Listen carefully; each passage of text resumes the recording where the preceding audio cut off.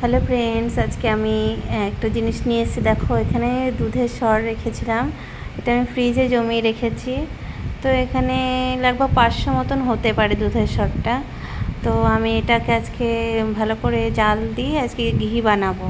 আর এদিকে আমি প্রথমে দুধের সরটাকে ভালো করে গ্রাইন্ডারে নিয়ে গ্রাইন্ড করে নেবো। এই দেখো, আমি গ্রাইন্ড করেও নিয়েছি।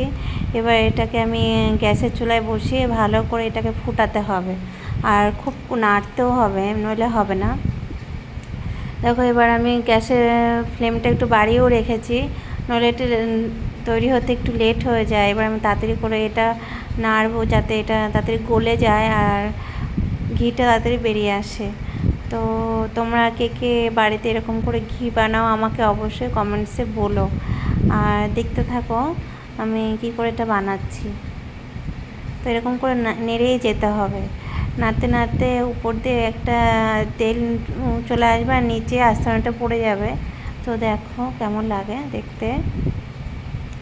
এরকম আমার এটা জাল দিতে দিতে এরকম হয়ে আছে। তো তোমরা বাড়িতে একটু ট্রাই করো সবাই। তো দেখো কত সুন্দর ঘিটা বেরিয়ে এসছে।